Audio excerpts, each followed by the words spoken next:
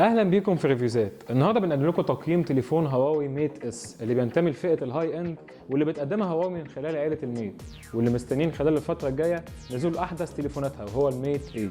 خليكم معانا.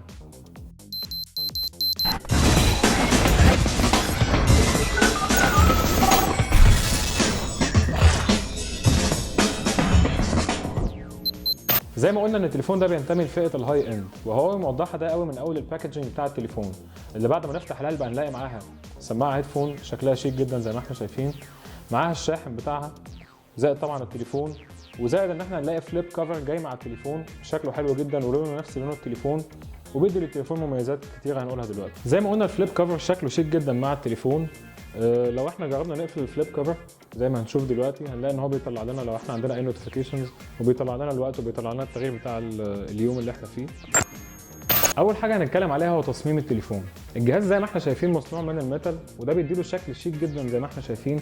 ومن الحاجات الجديده كمان في التصميم بتاعه هو الفينجر برينت سنسور اللي موجود في الظهر، وطبعا هو موجود من زمان بس جديد شركه هواوي اضافت عليه خصائص جديده هنتكلم عليها قدام مع بعض. لو جينا نبص على ظهر التليفون هنلاقي الفينجر برينت سنسور فوقيه الكاميرا وجنبها الدول فلاش، ولو بصينا على التليفون من اليمين هنلاقي ان فيه الباور باتن تحت، فوق على طول الفوليوم روكر، ولو بصينا على التليفون من الشمال هنلاقي ان في فتحه للسيم كارد والاكسترنال ميموري كارد، وهنا هتحط يا 2 سيم كارد يا هتحط واحد سيم كارد وواحد ميموري كارد. التليفون من تحت فيه السماعات وفي فتحه الشاحن، اما من فوق في فتحه بتاعه السماعات او الهيدفون وفي النويز كانسليشن مايك.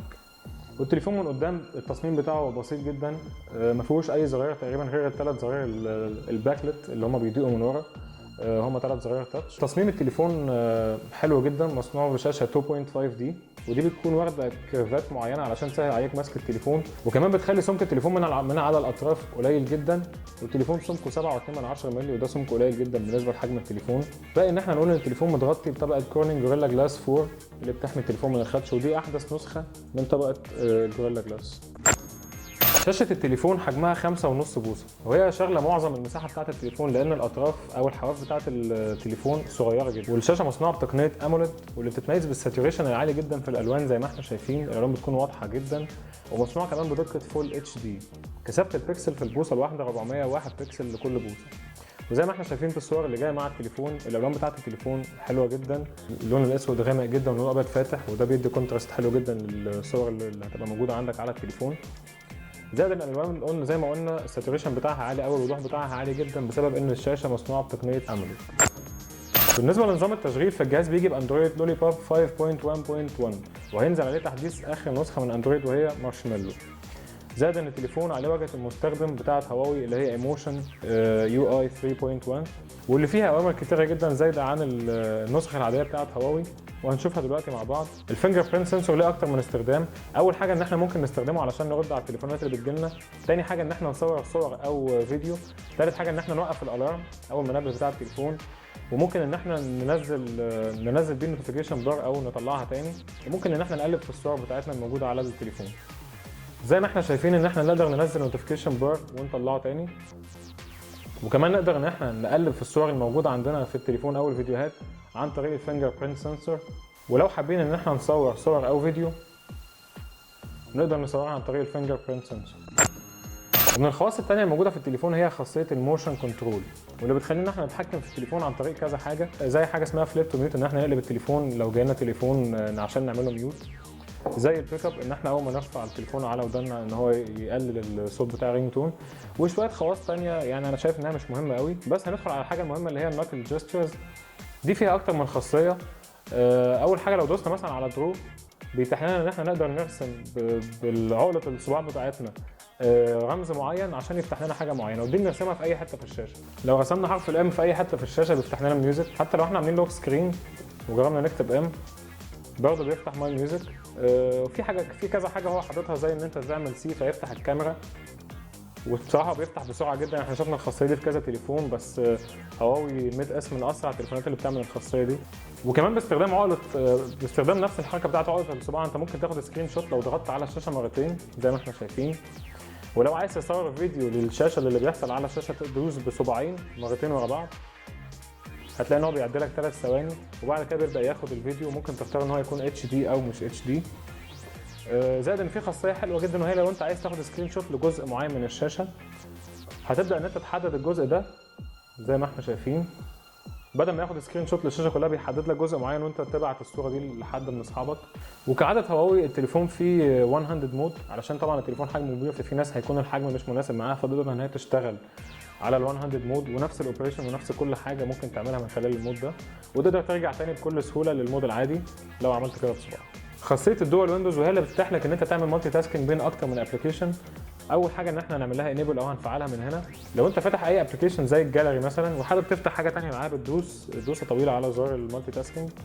بس المشكله في المالتي تاسكينج ان انت مقيد ب8 ابلكيشنز بس، حتى لو دوست على زرار اد اللي قدامنا دلوقتي على الشاشه هيطلع لك برده نفس ال8 ابلكيشنز، وشايفين ان هو مش فعال قوي. يعني نتمنى ان هواوي تنزل ابديت للفيتشر دي تزود عليها الابلكيشنز وتقدر تدخل ابلكيشنز من بره زي الفيسبوك مثلا او واتساب او الحاجات اللي الناس بتستخدمها باستمرار. بس هي فعاله في حدود ال8 ابلكيشنز الموجودين، تقدر تشتغل على الجاليري فوق وتشتغل على الفيديوز تحت، وكمان تقدر تتحكم في حجم الويندو بتاع الفيديوز ان انت ترفعه لفوق او تنزله تحت زي ما احنا شايفين وتتحكم في الحجم بتاعه. بالنسبه لاداء التليفون فهو بيجي ببروسيسور كيرن 935 ثماني النواه ومعاه 3 جيجا بايت رام، وفي منه كذا سعه تخزين منها 32 جيجا بايت و64 جيجا بايت و128 جيجا بايت. الجهاز اللي معانا دلوقتي هو 64 جيجا بايت والثلاثه ممكن تضيف لهم ميموري كارد لحد 128 جيجا بايت. بطاريه التليفون بسعه 2700 ملي امبير، وعامه تليفونات هواوي ما بيكونش فيها استهلاك عالي قوي للبطاريه، بس احنا شايفين التليفون بالحجم ده وبشاشه اموليد شايفين ان ده رقم قليل شويه على البطاريه بتاعته انها تكون 2700. كنا متوقعين انها تكون 3000 على الاقل. وزي ما شفنا احنا الجهاز معانا في الاداء بتاعه كان سلس جدا وحلو جدا، حتى واحنا مشغلين اكتر من ابلكيشن ما حسيناش ان في تهنيك خالص من الجهاز، واحنا مشغلين مالتي تاسكينج او اي حاجه الجهاز كان شغال حلو جدا.